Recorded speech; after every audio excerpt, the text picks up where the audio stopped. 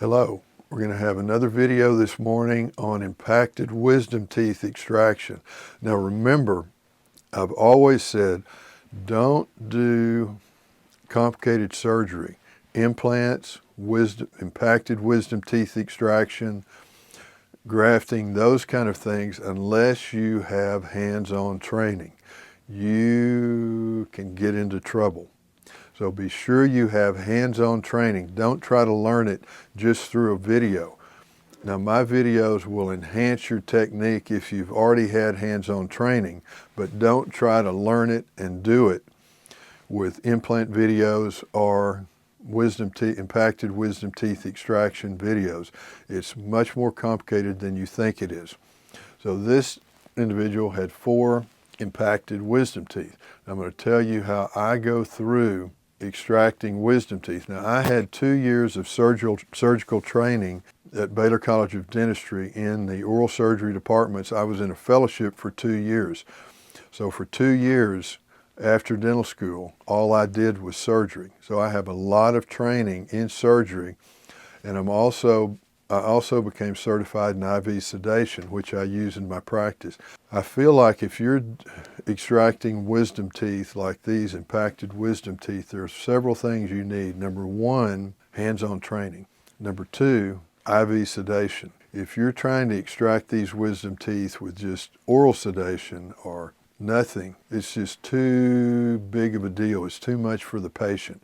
It's too stressful for you as a dentist. You want these patients to be well sedated to do this type of work. So hands-on training and IV sedation if you're doing things like complicated impacted wisdom teeth extraction. Painless and profound local anesthesia is just imperative. Be sure if you're extracting a tooth or doing endodontics, anything like that, that you not only, in this case, give a mandibular block or a maxillary infiltration, but you also do an intraligamental injection with a 30 gauge needle with sit nest 4% plane. You can watch my video on that. You need to inject intraligamentally to be sure that tooth is dead numb. You do not want the patient to feel anything. So when I see these patients who say, my dentist could never get me numb, or they had to give me 10 injections, what I know is the dentist did not know how to give local anesthesia. There's a way to turn the bevel of the needle when you're giving a mandibular block that makes all the difference in the world. Plus, you have to add an intraligamental injection if you're doing something like extracting a tooth or endodontics. If the patient feels it, game over. They're going to lose confidence in you, and it's going to be a very difficult, make a already complicated procedure even more complicated. So what I'm doing here is skull drill. I'm showing you what I do before I extract a tooth. I'm deciding what I need to do to extract that tooth. So I know I've got to create some space to move that tooth into. So I want to remove either the distal part of the tooth or a little bit of distal bone here so I can elevate that tooth into that space. On this tooth, this is basically like a horizontal impaction. And with a horizontal impaction, you cut off the coronal part of the tooth and then move the roots up into that space. You've got to have space. There's no way to extract that tooth without creating space. The bone's very dense in the mandible, and so I've got to figure out, just look at it and think, how can I create some space?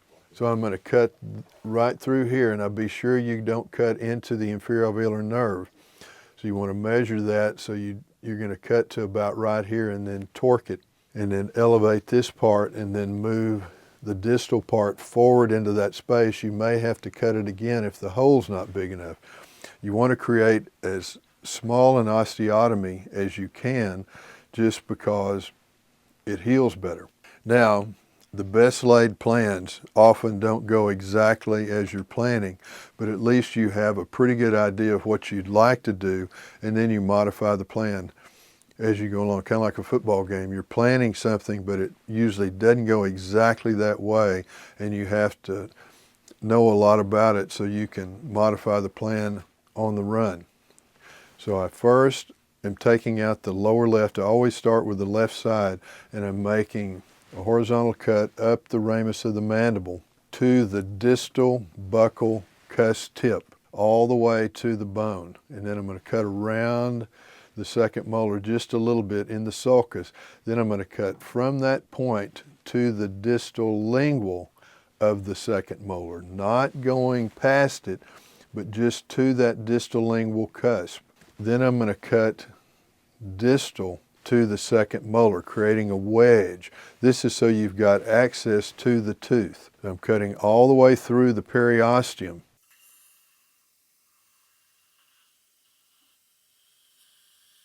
That's pretty dense tissue. I'm going to remove that. You can see the tooth right here. See, so I've only cut to the distal lingual and then reflected here. You're taking your scissors and just cutting up the ramus through the periosteum just so you've got access. You don't want to be working in a tiny little hole.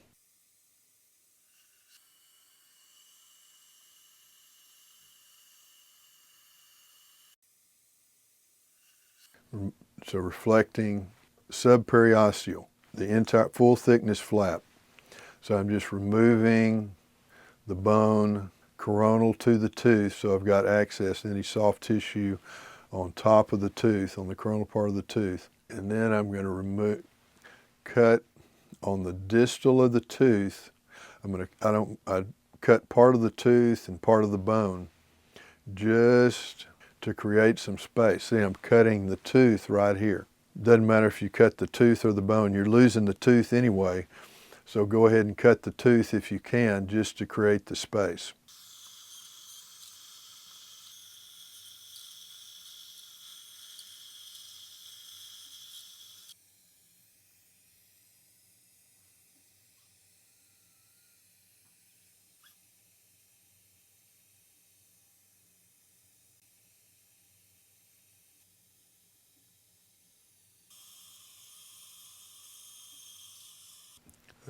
Remove that distal part, like a little more flap.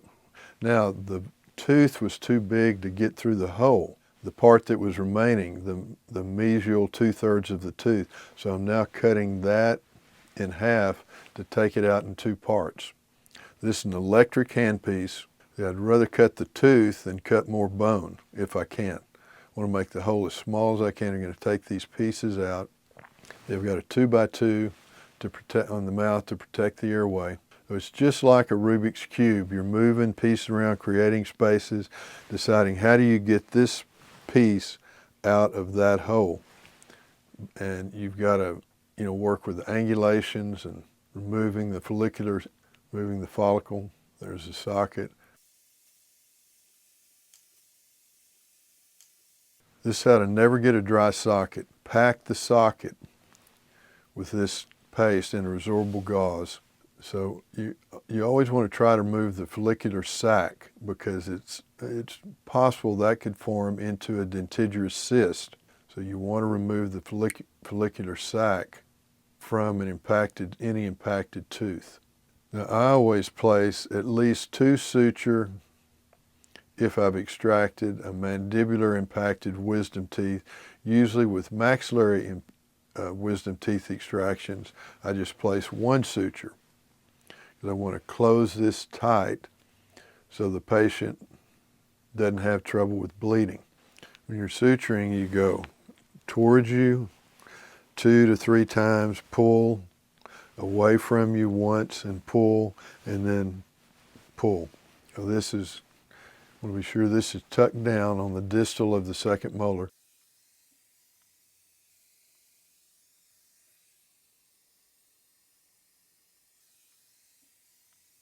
Then we're going to do the maxillary impacted wisdom. I do the left side first because they're the hardest. The ones away from you are harder than the ones towards you 99% of the time, just because the angle is different.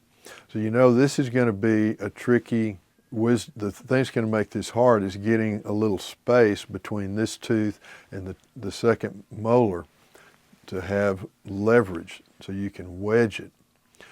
The good thing about maxillary wisdom teeth is the bone is softer, and so they're easier to elevate than a mandibular wisdom tooth. I'm cutting around the second molar, reflecting that flap for access. Now I know I can't get a 301 elevator into that tiny little space between the wisdom tooth and the second molar, so I'm going to place a periosteal elevator in that space.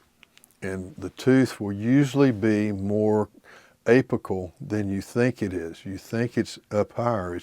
You've got to go down the root of the tooth to get a purchase point.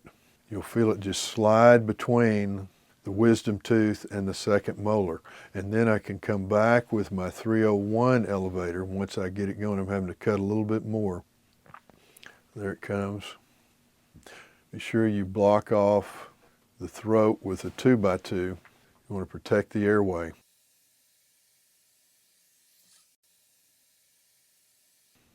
And then come back with the 301 and should elevate right out. It's so much easier to take out wisdom teeth on 17, 18-year-olds than it is 30, 40, 50-year-olds, because it's just more, it's easier to elevate. The tissue is not dried out, it's not as dense, it just elevates a lot easier on a upper teenage person than an older person. If you can get it on, the perfect time to take out wisdom teeth, in my opinion, is when the root's about halfway formed. When the root's about halfway formed, and normally that's when somebody's about 17, 18 years old. It's just so much easier to remove than a fully formed root. I'm going to place one suture for each of the maxillary teeth.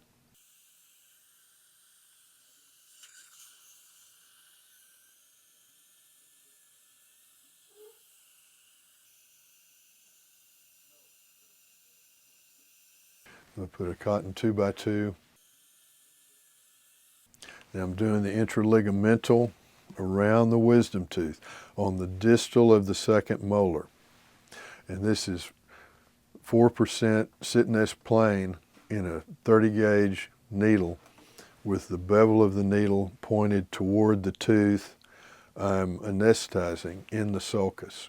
So this is going to be a tight squeeze. So I know I'm going to have to cut here, try to remove this part first, and then elevate this part into that space. Probably cut just a little bit here also, like that. Cut behind the tooth and create a space right there. So I'm creating space here and here.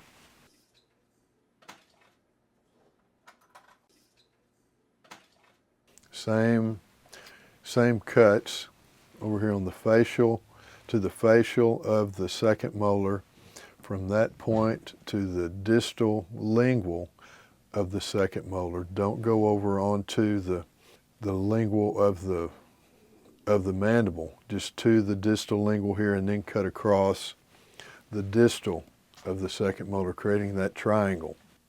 Then remove that triangle of tissue so you have access to the tooth and you can visualize it. And going up the ramus with my scissors to under the periosteum, so you've got a full thickness flap and plenty of visualization.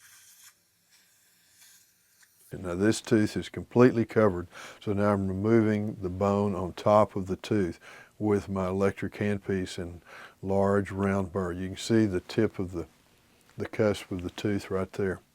So this is not the time you want to be figuring out how you're going to extract the tooth.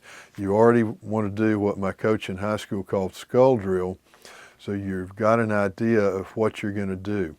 So now I've removed a little bone distal to the tooth. Now I'm cutting through the tooth from the cusp to the apical part of the crown. So you want to have a pretty good idea of how deep you've got to cut into the tooth. I just keep looking into the tooth to be sure there's still tooth structure remaining, because you don't want to cut into the inferior alveolar nerve.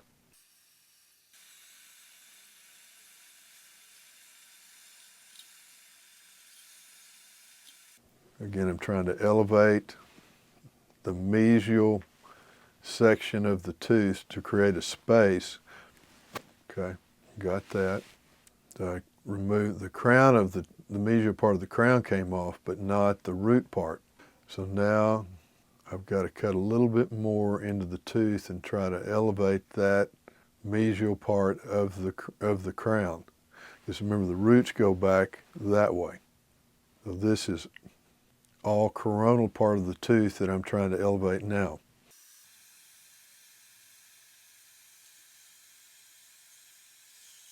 Now this is an interesting technique. I'm drilling into the coronal part of that crown with this straight burr and just creating that leverage point that I can put this this pointed instrument in there and elevate the tooth. See, it's just, this is the instrument. You can just, you get in far enough, you can just pop it out. Just looking for a purchase point. Hard wisdom tooth.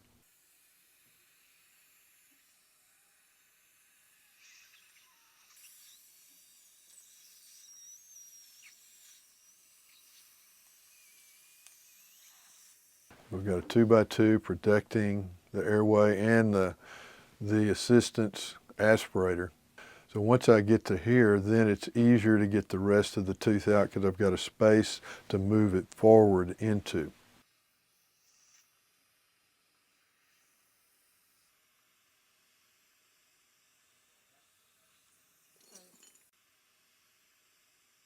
Remove the follicular sac, and then I'm going to pack it again. I don't scrape out the floor of the socket, because you don't want to take a chance on damaging a nerve. I haven't drilled through to the inferior alveolar nerve, but I don't ever scrape. I may scrape the sides, the walls of the socket, but I don't scrape the floor of the socket with a spoon.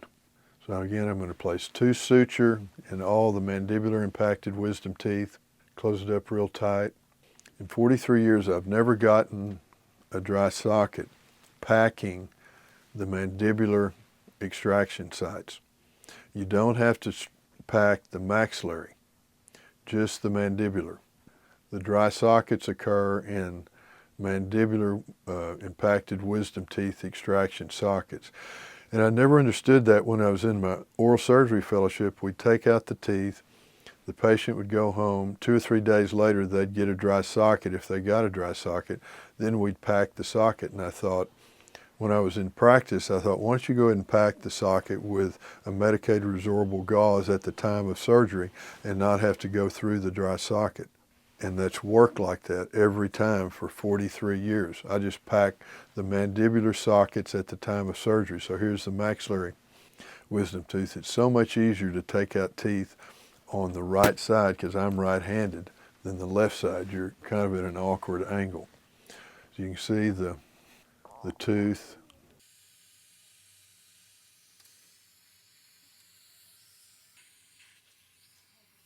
That was pretty straightforward. The roots weren't real long. They weren't completely formed. I'm going to put 1 suture in the maxillary wisdom tooth extraction site. You don't have to pack those. Just pack the mandibular wisdom teeth extraction sites. This is 3/0 gut suture. So it's going to resorb in 4 to 7 days.